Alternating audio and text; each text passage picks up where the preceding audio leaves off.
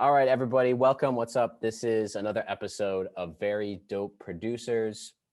Today, I'm joined by my guest, Horuhe San, and we're going to talk a little bit about his background and how he got into beat making and just learn a little bit more about all the dope projects that he's working on. So just put everything into perspective. Here's a list of all the different titles I have for you. Ready? We got beat maker, we got sound design, kit maker, one of the founders, or actually the founder of Waveforce Mega. You could correct me on any of this stuff. One of the founders of Resample. Okay, we got to check on that one. One of the founders of Fye.af. Okay, Yes. so we got a sample pack website for producers. We also got and loop selling website for producers, as well as a beat sales website for producers. That's Fye.af. And then we have Meme Daddy, I believe is one of the titles as well. Meme Daddy. And I'm sure the list goes on and on. So did I miss anything? No, not really. So what I want to do is I kind of want to kick it off and get into some of your background and kind of go through a quick bio. I know you've had a couple of interviews in the past with other YouTubers. So I wanted to just learn a little bit about, how you got into music and what that was like and when you started making beats. So if you could kind of just kick it off with, the beginning. Give me the beginning. Basically, my whole life, I didn't do music at all. Like I had no idea, or I wasn't even into it. And it wasn't until like college that I actually got a little bit into it. And the only reason I got into it is because I had a friend, because I was going to school for business, and I had a friend who reached out to me and like, hey, I want to start doing music. Like I've been writing a lot of songs, and I want to get into actually putting these songs out. He's like, and you seem to know about business. You seem to, have your head straight. You seem to know what you're doing. And at first, like I wasn't really sure that I wanted to take to even like try to attempt to do that because I had no idea. I didn't really know much about the music industry, so I felt like it was in my place to be trying to guide somebody Mm-hmm. when I have no idea how to do it myself. So I told them no, and then I don't know, like a few days later, like I just kept thinking about it, and it's like, I mean, this could be like a cool little thing that I do while I'm, getting my degree. So I ended up sitting down with him, and we talked about it, and I decided to give it a shot. And with anything I do, like even back to high school, like when I was in robotics, any little thing I do, I always wanted to, any project I started, I always wanted to know or teach myself the most that I could to be ready to prepare myself. So I did the exact same thing when I started the journey into managing as an artist. I started going online, reading articles, reading books, watching videos, interviews, any little thing I could learn that would help him in his career. I taught myself like how to book shows, what equipment you need to start recording, touring, like how to book an event and stuff like that. And so like I spent a lot of time trying to teach myself how to do all these things, and you know So, what I mean? Like so in the beginning, was it your friend came to you about management, like managing artists in that from that perspective? yes, yeah, like basically just to help them get started and actually start like making money. Yeah. And then So so what about the music production part of it? When did that get in? Did it kind of all happen at the same time where then you got interested in like the making of it? yeah, And yeah, like once I made him a list of the equipment that he needed to buy. So we went to Guitar Center together. We bought all the recording equipment, and when it came time to the DAW, we had asked the guy like, "What is the best DAW? Like, what's everyone using right now?" yeah. And they recommended FL Studio, and so the guy I was managing ended up buying the license, and we started just by trying to figure out how to even record in FL Studio, which was a pain because like we could not figure it out.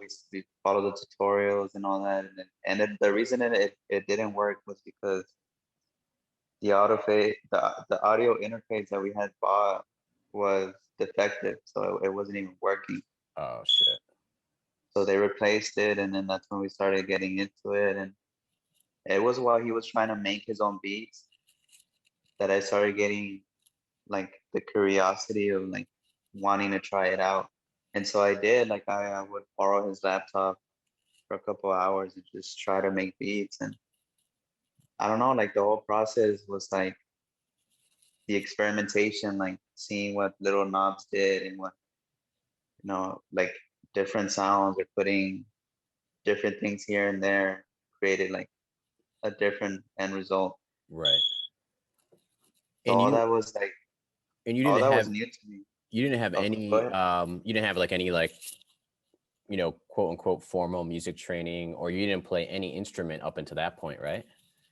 I didn't even know what a snare was or what a Uh, kick was. Like, because I opened FL Studio and you know how I don't know if you use FL Studio, but when you open it up, there's like the the the default template comes with like it says kick, snare, and stuff like that.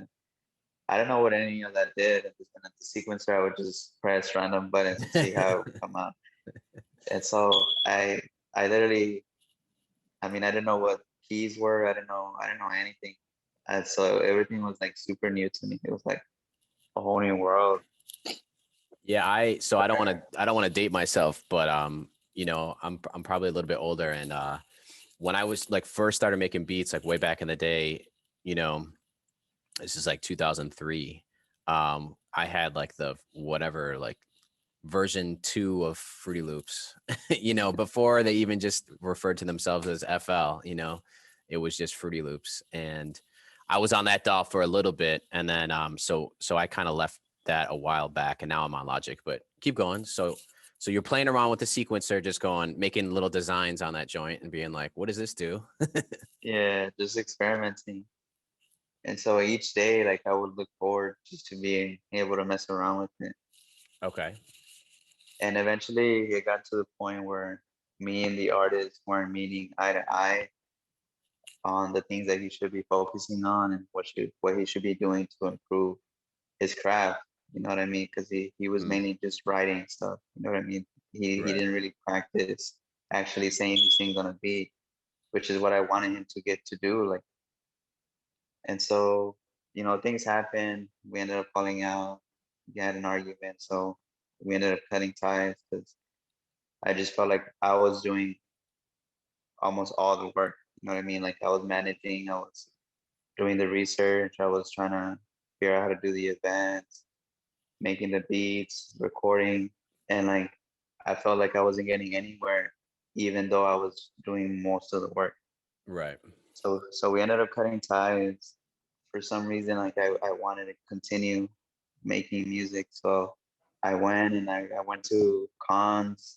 I got my own laptop on payments, and I got a Pro Studio, and that's when I started making beats. And I didn't stop ever since. I ended up dropping out of business school, so now I'm here. So can you describe that choice? I mean, I ended up going to business school, you know what I mean? So I'm right with you on that grind. But that's a pretty big decision to make. I mean, you would probably have to be, going with your gut, or seeing really a lot of positive results through music in order to make that big jump. And that's definitely like a courageous choice to make at that point in time, because I'm sure everybody in your life is probably looking at you like you're crazy at that point in time. Yeah, but yeah. but it's I'm not one. I'm pro education, but I'm also one for people to take advantage of the time that they have, Mhm. especially if they are, uh, just getting the results that they're looking for in life, through different means. I don't think that college is necessarily for everybody, or people that, need to go through and get their degree, especially the way that, college just kind of like riddles a lot of people with debt. You know what I mean? So you leave college and you have like, you know, 60K just chilling there. You know what I mean? Usually that's not always the best way to kind of start off your life at a younger age. So can you describe that choice? I mean, like what went into that? I mean, you were probably like, shit, these beats are dope. I'm getting good results. How did that happen? Yeah. Um, it wasn't really because I was doing good in music. It was mainly just that I was doing so bad in school. Well, that makes it easier, right? Yeah, so I was like I love the business part of everything, like even music. And back then when I was going to business school, what I was pursuing is starting my own clothing Okay. company. Okay. But like I don't know, like it was my first semester and I was like I wanted to get down. I wanted to get down to the main stuff that I wanted to know, which was like the marketing, Yeah. the the the legal stuff and Yeah. all that. And I was I don't know, like I felt like I was wasting my time. And Right. because like I'm big on research, you know what I mean? Like anything I'm interested, I'm always on my free time. I'm like on YouTube watching as many videos as I can on everything. Right. And I mean I was taking courses that weren't even teaching me anything. Like I was taking US history or something and Yeah. this like freshman orientation class. And I was like, by the time I'm gonna spend 2 years before I actually get to the stuff that's actually gonna help me. Yeah. You know, And and I was trying. I was just going to say that that's just part of the, you know, the process nowadays with school is they, you know, they got to milk you for that, for all the money you got, you know? So part of that is just like 2 years of prereqs that aren't going to necessarily help you with that direct path that you're looking for, but keep going. Yeah, I knew that I didn't want to waste time. Time was everything. Yeah. And I started realizing that I was learning more from YouTube, like how to handle the business stuff and all that, than I was from school. So that's when I decided that I'm just gonna finish the semester and just take a break and and really like go 100% on what I was working on.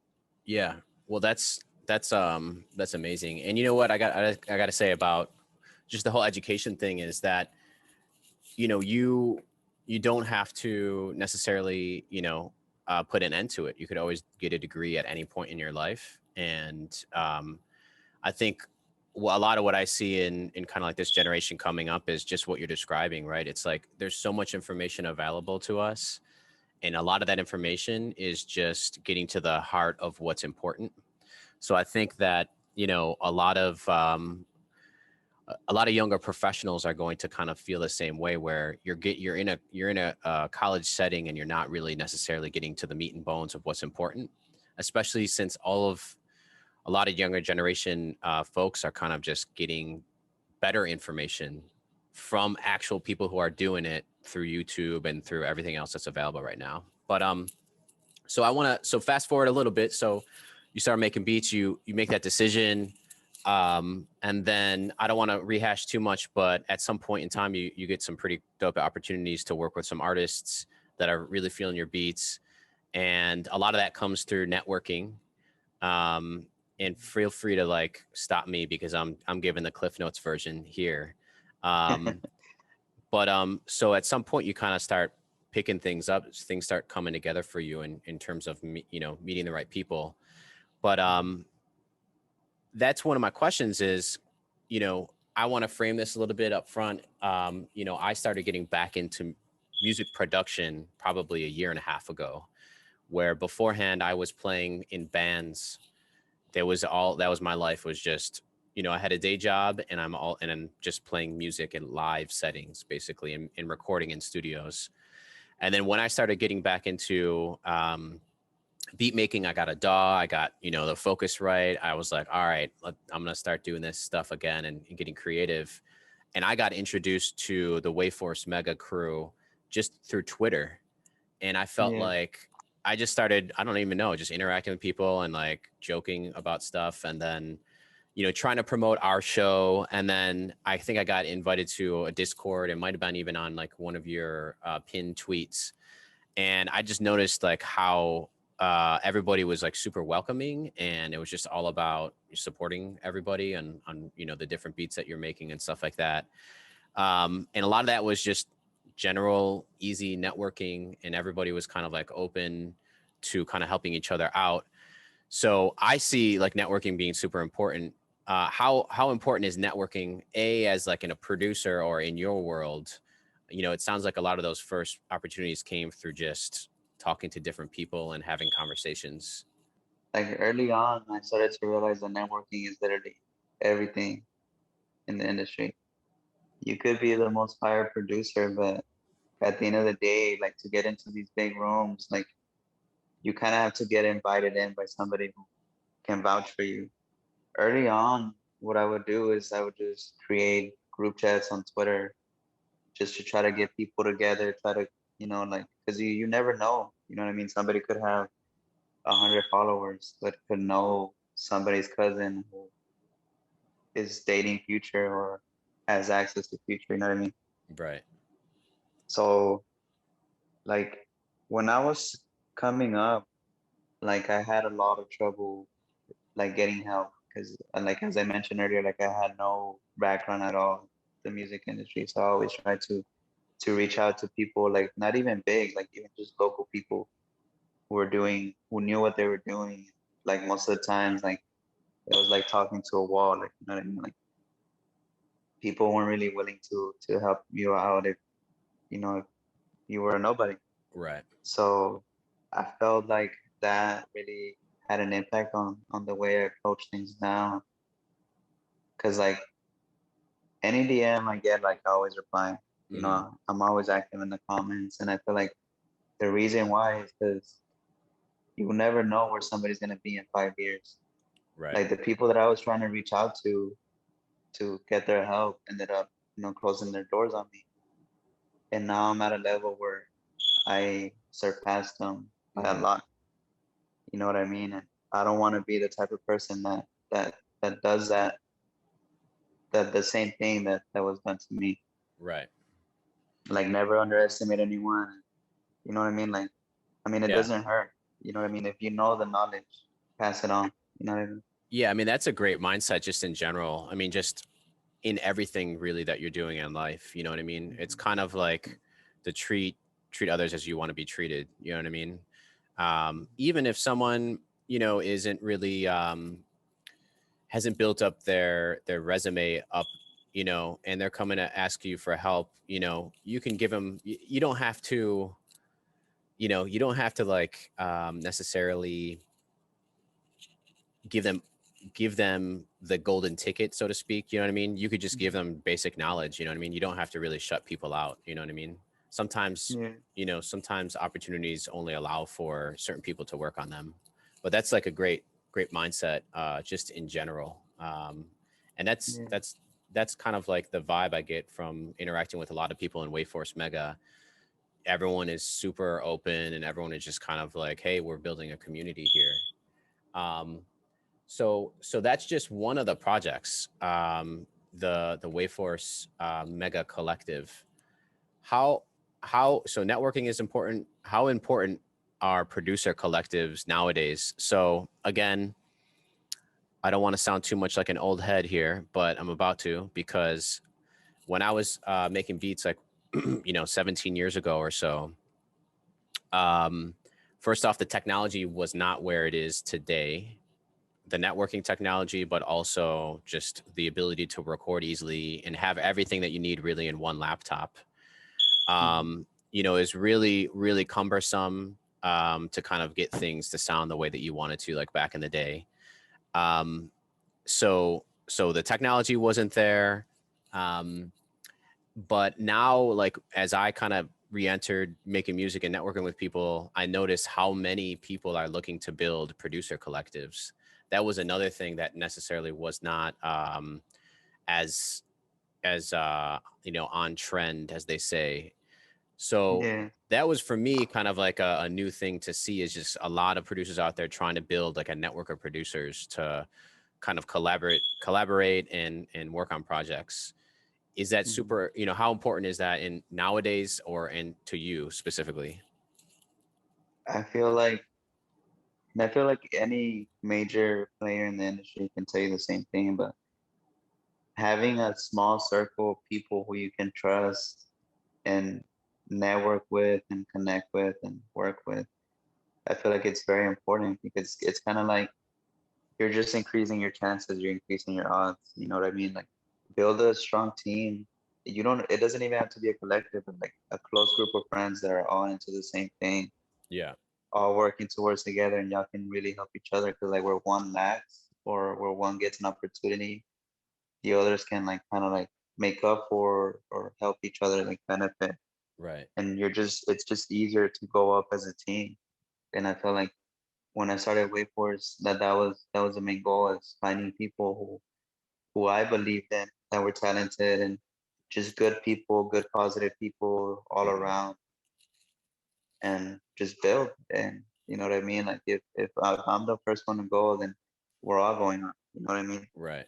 And there's just our mindset. We're like a family now. Like we're on FaceTime. We're just trying to see how everyone's doing, like trying to spread our opportunities to each other, and Hmm. it really helps. It really does make a big difference because even mentally, like sometimes me or some of the members will just not feel good.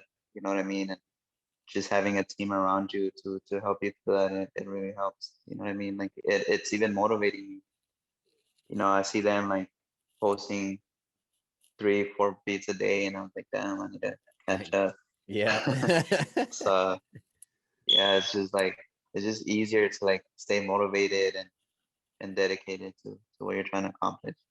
Yeah. Yeah. So when I started getting back into music, building the Three Beats Later stuff, is I hooked up with some older friends that we used to make music together. And I could definitely agree with the whole motivation thing is, somebody's working on a dope project that just instantly kind of gives you that feeling of like, oh shit, I need to open up my laptop. um, so all of these projects you're working on, is Fye.af the latest project? Is that kind of like the main focus right now?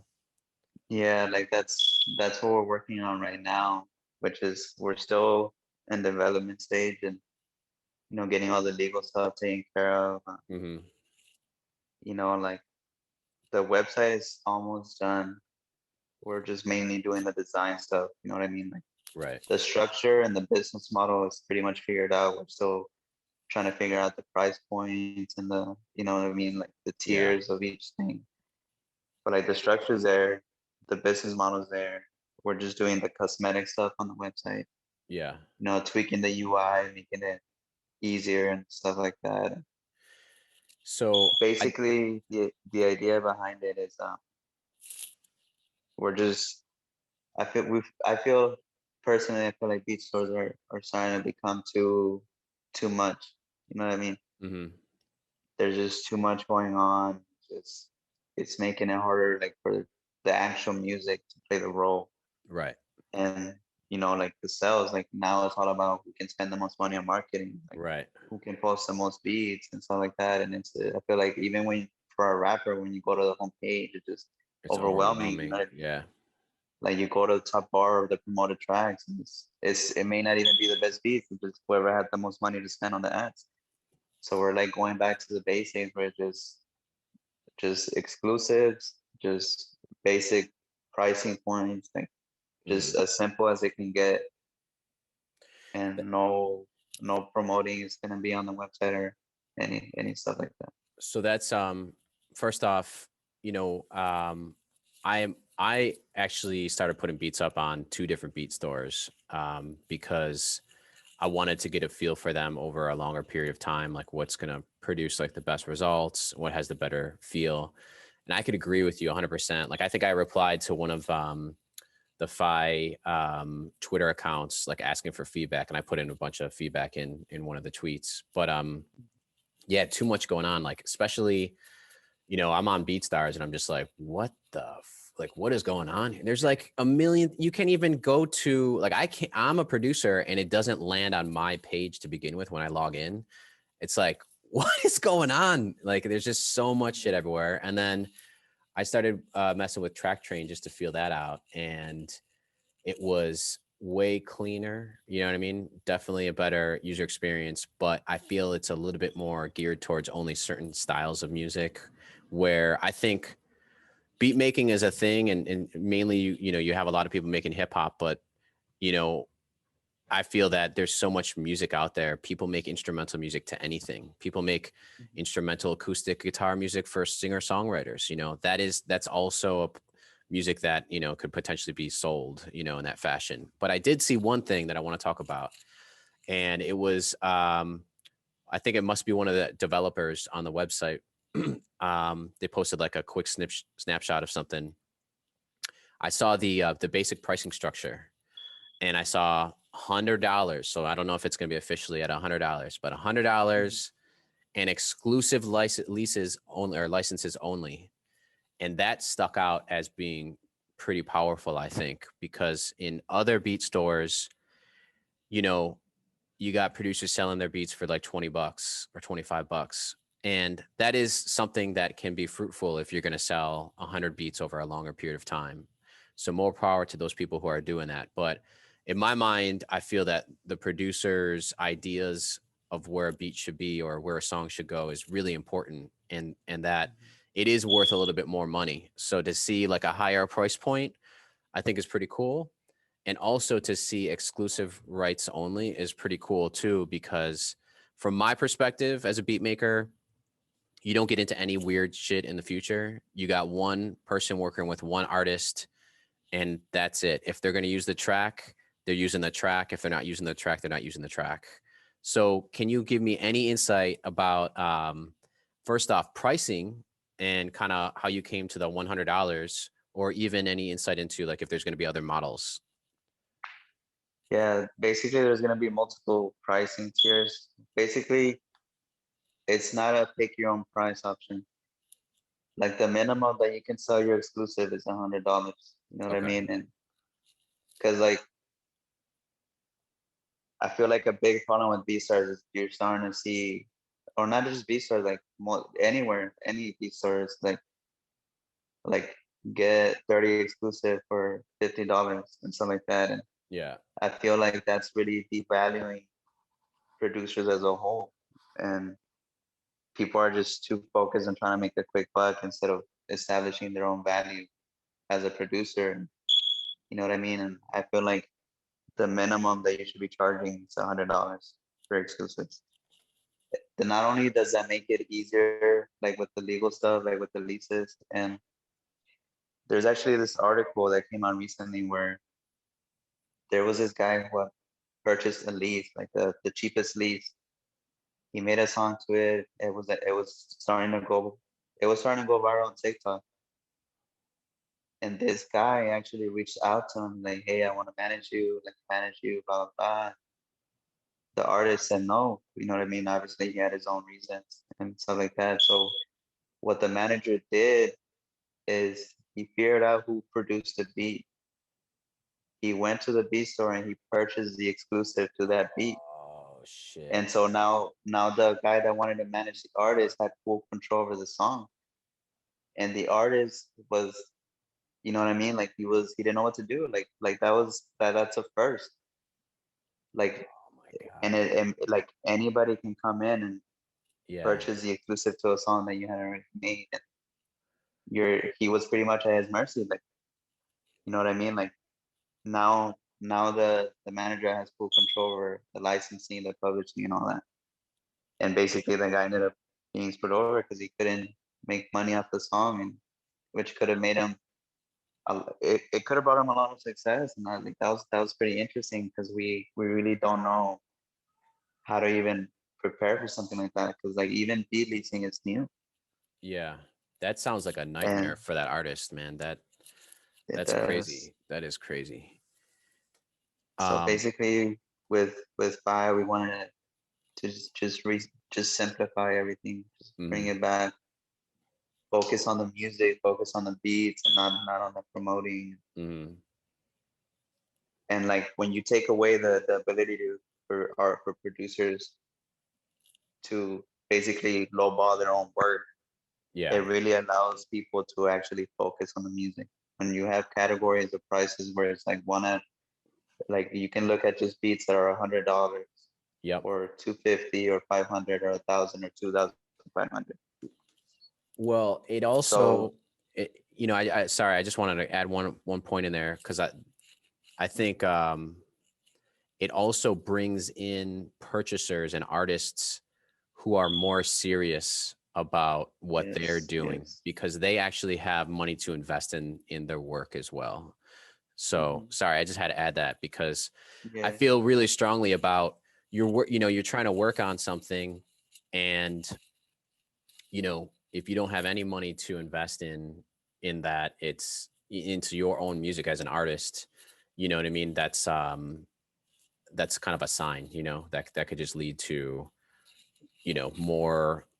more of that type of thinking in the long term isn't really going to be sustainable for a producer. You know what I mean? yeah, You have to kind of keep the lights on. You got to kind of, feed yourself and your family in some way, so bringing in people who are ready to spend money is part of the equation. I think that's just my opinion. Sorry. yeah, yeah. So when we were asking for feedback, we had a couple producers who didn't like the idea of having $100 minimum. But the reason we're doing that is because we're trying to build an audience to where we're trying to focus on the customers. You know what I mean? Yeah. It may not make that much sense for the producers. It's like a new idea, but for the artists, it's gonna draw in the people who are serious about their music, who don't want to have to worry about somebody else having a lease to a beat that they purchased an exclusive for, or Right.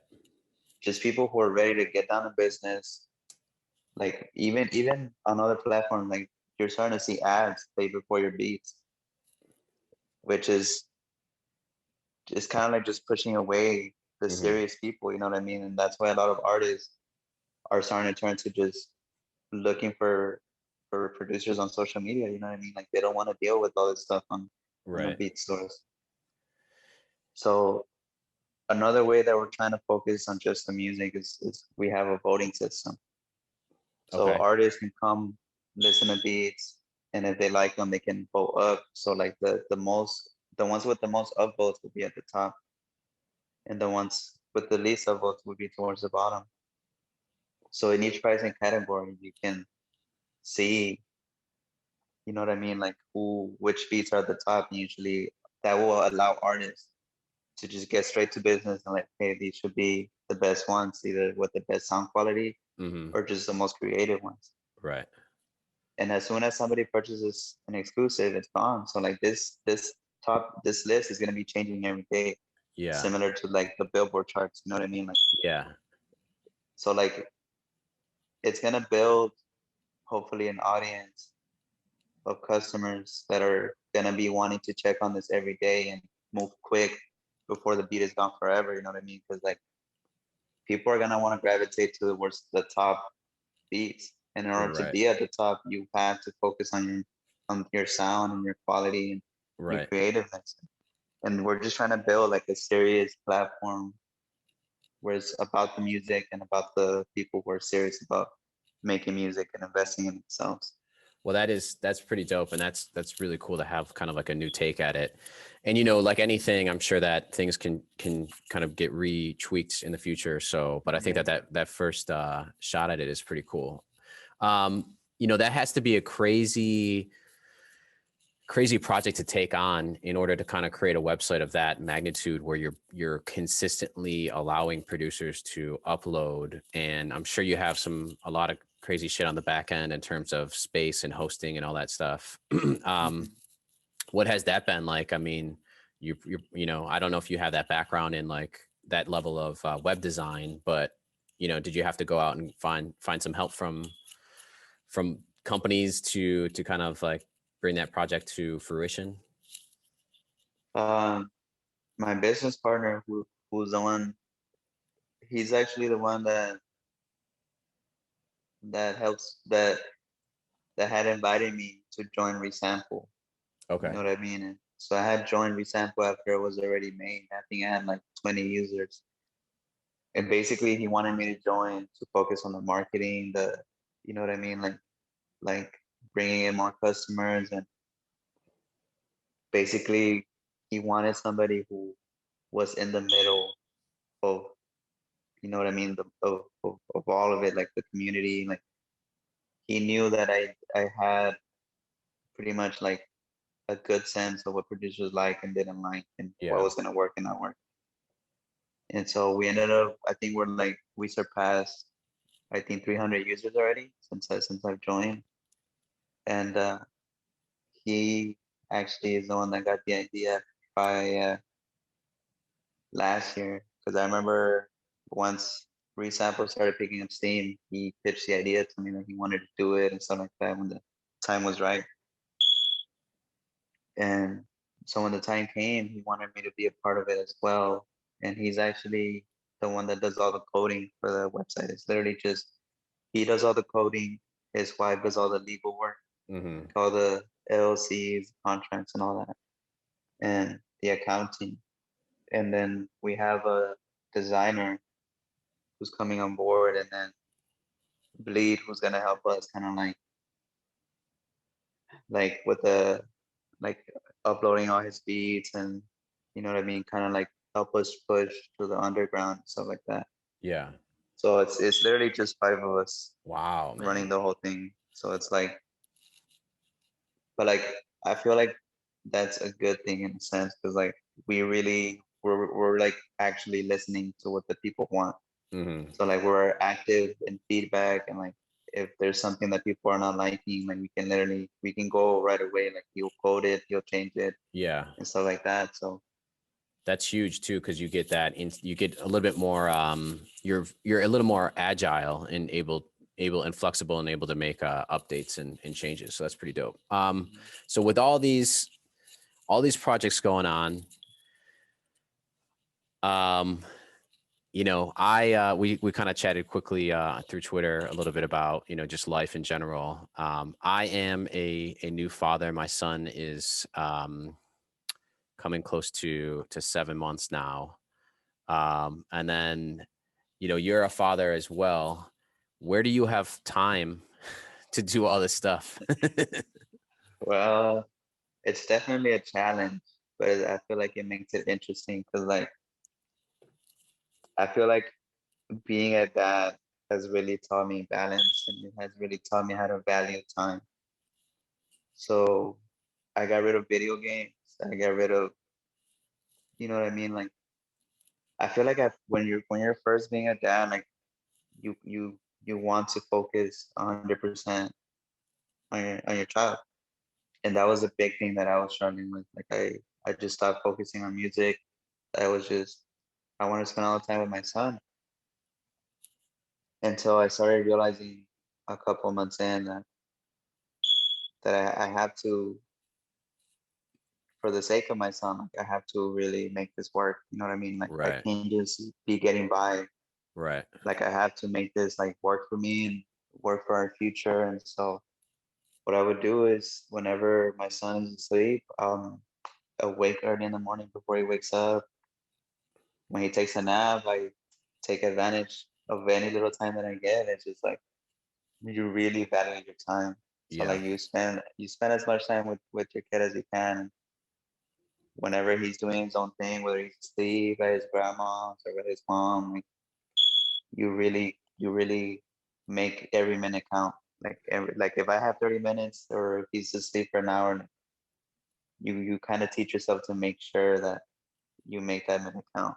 Each Yeah. minute counts. So I mean, I agree. I mean, same thing, you know, on my end is like just same thought process, you know what I mean? I mean, first off, the sleep goes out the door. So your body is used to just no sleep already. So, you know, for me, it's been kind of similar situation. Like, you know, I think COVID had a bigger play in my story just because when COVID hit, you know, I started getting back into music in November, but then when COVID hit, I kind of didn't have any outlet because I'm usually out playing, you know, gigs and stuff like that. And that's kind of like my music outlet, right? So mm, one way of not going insane was to dive heavy into kind of building more of a structure to the stuff I want to do with music and the kind of community I want to build. But then part of that is just time management. It's like everything else goes out the window. You know what I mean? It's just like work, your family, and then every other little scrap of free time is spending on like these projects that I've been working on. So I could feel that 100%. What Yeah, about baby? You have one baby, right? Or one kid, right? yeah, yeah. He's gonna be 2 in April, and it was actually around the time he was born last year that I really started to like double down on my career. That's when I started. Around that time is when I hopped onto Resample, and that's when I decided to start Waveforce shortly after. And I've just been going crazy ever since. Like I mean, I'm just trying not to waste any Yeah, time. You know what I mean? I want to be able to it's give my son whatever he needs and make sure that his future is taken care of. yeah, And yeah, like that's my main priority. Obviously, like part of it is like wanting to see yourself grow, but it's like once you become a dad, it's like your second. You know what I right. mean? And Oh, your son absolutely. always comes first. So yeah, like I know a lot of people say this, but like I feel like like the reason I'm so motivated is because I know I have to make this work and I have to do it for him. Yeah, So yeah. yeah, Well, that's honorable, man. That's definitely the way that you should be you should be thinking for sure, 100%. I'm gonna ask a question for all the grandmothers that want to know when is baby number 2 coming? oh, um, we've actually thought about this, and I feel like once he's old enough to appreciate the fact that a sibling is on the way, Yeah, like I'm. once he's old enough to understand what a brother is like, or a sister, is when we want to start like planning for that. So basically, like around the time that he's like 4, Mm, you know what I mean? Because I really yeah, want him to be an older brother, like be like protected. And, yeah. you know what I mean? So I'm joking because that's in my family that's all you hear from the grandparents is when's the next yeah, one coming? He needs a brother. He needs a sister. All right, I'm gonna go through some quick questions for you. Okay, so this is just Mhm. like the canned questions section of the show here. So, what is your number one DAW of choice? FL Studio for sure. Have you ever messed with any other DAWs, by the way? Actually, yeah, before I even knew what a dog was. In middle school in 6th grade, I was new to that school, so I had no friends. So in the mornings, I would go to the library because before school started, you could go to the library and use the Max. And there was this program called GarageBand that I would get on every morning, just make weird Weird sounds. songs. Yeah, so I don't know, like but that was literally only during 6th grade, though. So All after right. that, like I kind of like forgot about FL for life over here. Okay, software or hardware? software. I feel like software is like more flexible. It's like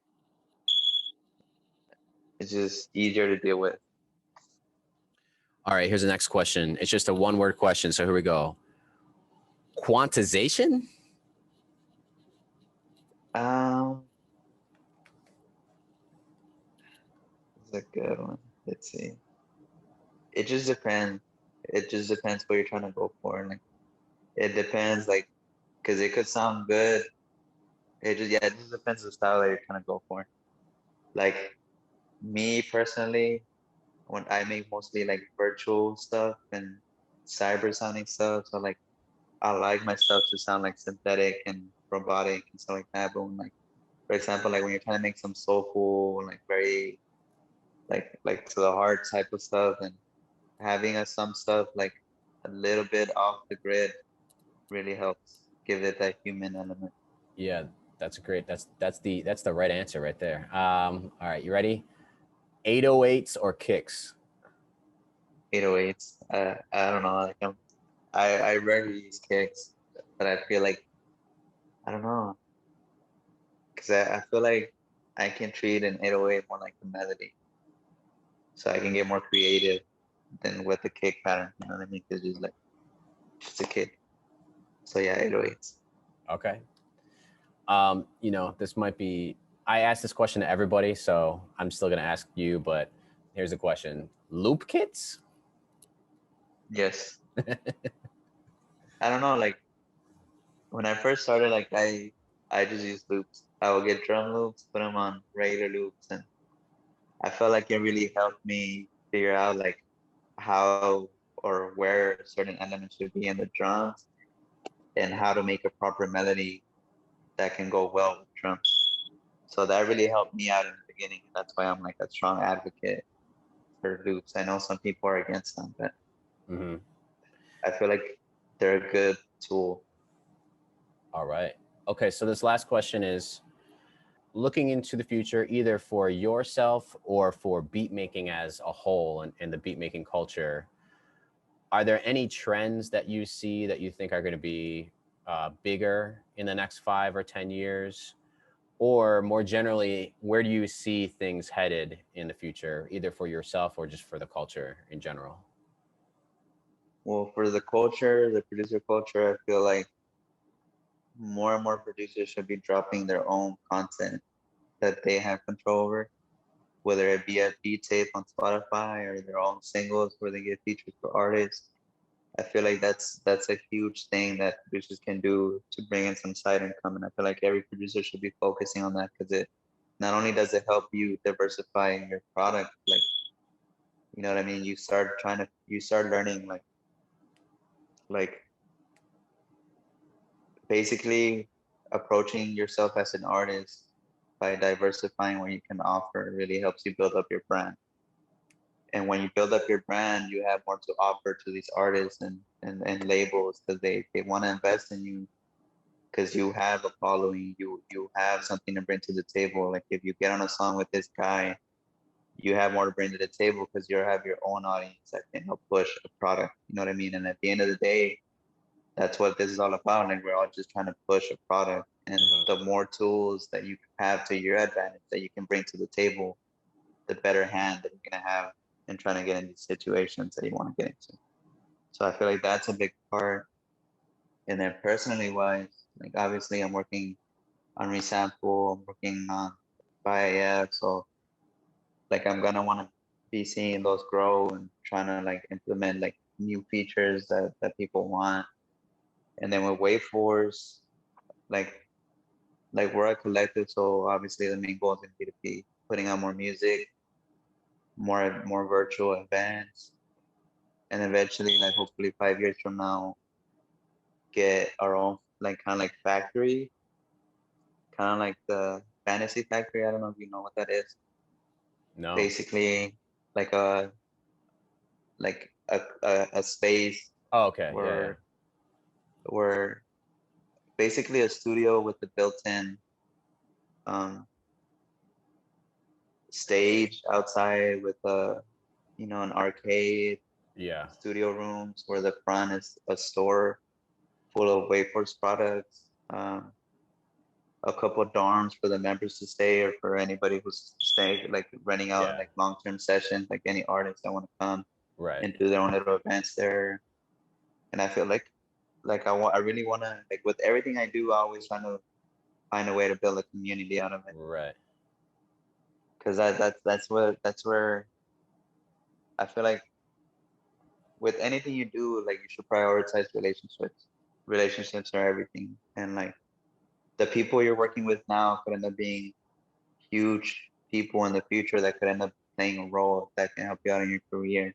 Mm-hmm. So I always try to be active in communities. Always try to build with your friends, and whenever you meet someone on Twitter who replies to you, like make sure to reply back. Like build these relationships up because nobody is gonna support somebody who they don't know. Yeah. So you know what I mean. So like, Right. especially if you're starting out, focus on building up relationships because this is how fan bases start. You know what I Right. mean? Like it's close relationship with people who know you, who know what you're about, and are willing to help you out and recommend you to other people. And I feel like that's huge, and that's why we like to build these communities to get all these people together so they can help each other out. Right. and we end up meeting cool people out of it. Like I've recruited a lot of people to Waveforce just off of the community that I've built, just Yeah. seeing how positive they are and hardworking they are. Yo, yeah, it's like a hub, like a real hub. Like you have like a storefront, possibly for products, just merch sales. You have a studio to make music in. You have all the creatives, like actually, maybe even if it is dorm style, they're on site. So it just increases the chance to like continue to create at all times. And then even like a performance area, that would be, pretty dope too, because then it's bringing more people in to watch, live Yeah. entertainment. Yeah, basically the idea is to do what we were doing online, but in the physical world, which is a place where people could feel welcome to, and even artists where they could come work, but also have fun. Like we want to have like a basketball court, a little skate Oh shit. area, arcade. So Yeah. even for normal people to come and hang out, and who knows, maybe even end up interacting with these artists, that without even knowing. So yeah, like just like an open community type style of What about location wise? Where were you thinking? that's still that's still up for debate. Like obviously the best place or the biggest place anybody wants to be located is LA. But I feel like cost wise it's expensive, like to set up and to be running and Yeah. you know, but I don't know, like Atlanta is a pretty dope hub for creatives nowadays. I mean, yeah, I am East Coast based, so I'm a little bit more biased, but you know, I think everything always lands in LA. So yeah, I'll give a vote for the East Coast when you're trying to decide that. yeah. I'm gonna wrap it up. So thanks a lot. Thank you so much for joining me. Any last parting notes at all that you want to say to everybody? Just be positive, you know what I mean? Like be kind to others, like you know what I mean? Like get to know people. That's the best thing I can say. Get to know people. Get yourself out there and you start seeing like positive results. Yeah. Just from being positive and active in your community. And then what about any shout outs to all the websites we mentioned during the chat? Where else can we find you? Um, I mean, I'm active in my Discord. I'm active. I'm not really active on Instagram, but I mean, yeah, I mean, join our Discord because we have Waveforce Weekend, which is an event that we do. We're gonna do the last weekend of each month, Okay. and the one that's coming up, we're actually gonna do a beat battle, a live beat battle, game night, live cook up, stuff like that. So yeah, that's the best thing that you can do. Awesome. All right, Yeah, I man. think that's it. All right. Awesome. Well, all right, man. Have a good one. Thanks for talking with me today. You too, man. All right, man. Have a good one. Peace. Peace.